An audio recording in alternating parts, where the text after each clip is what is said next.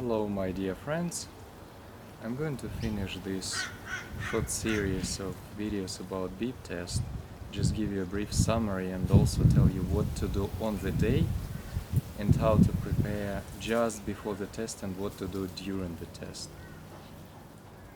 So the summary is your long-term training should be based around interval running to get yourself ready for the VO2 max test in the best possible way.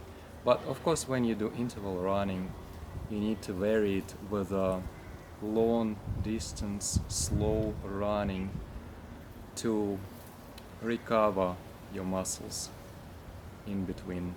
But what will progress you is the interval running, first and foremost. Now, to the day of the test. What you need to do is you need to keep hydrated, of course, but don't go too crazy. So just keep hydrated as normal. And about 2 hours before the test, you need to take some slow carbs, like spaghetti or rice, whatever you are used to, whatever you eat on daily basis. This should be the main food intake about 2 hours before the test. This should keep you energized during the test.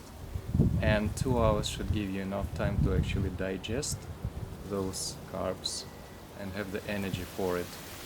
Now, during the day, what you need to do, obviously, you need to go to toilet. Some people may forget during to being stressed and other factors, and get ready.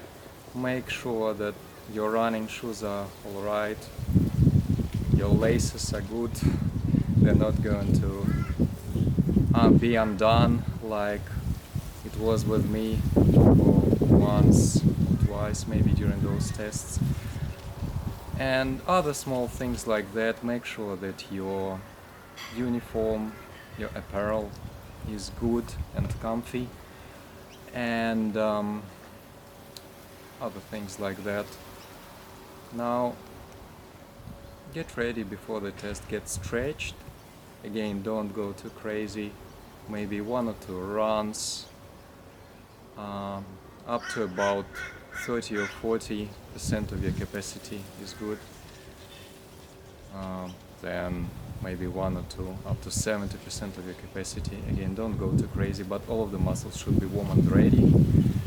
And during the test itself, when you're running those 20-meter stretches, I guess it doesn't really matter during the first couple of levels, but as you progress, make sure that you give yourself a boost of speed in the beginning of the stretch, and once you get towards the end of that 20-meter stretch, just use that momentum and sort of coast towards the end without braking too much. So don't lose too much of that energy that you've gained in vain.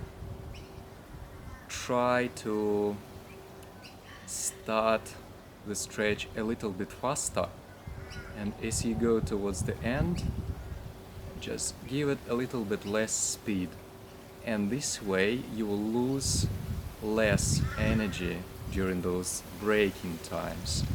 Now, some people would swap and turn around using the same leg. Some people would vary the leg. I guess it depends on the person. Just try it out, see what works for you best.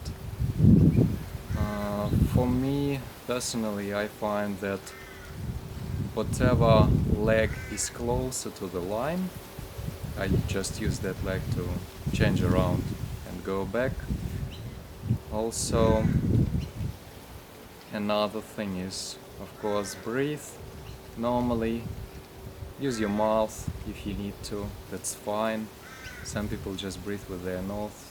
This is not as effective, I would say.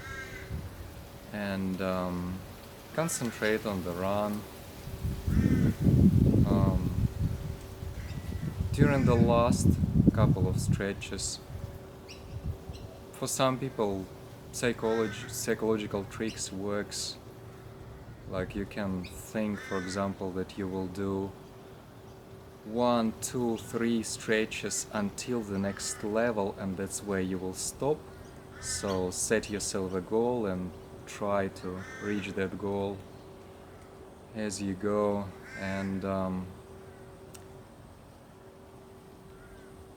yeah, I guess that's about it. Just a short summary. If you have any questions, any specific questions to the beep test, feel free to ask. I'll try to answer them.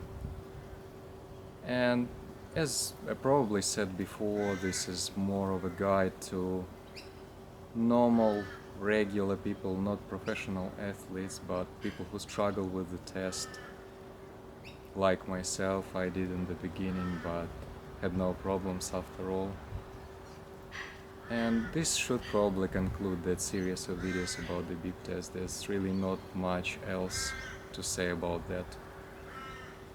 Thank you for your attention, and yeah, good luck.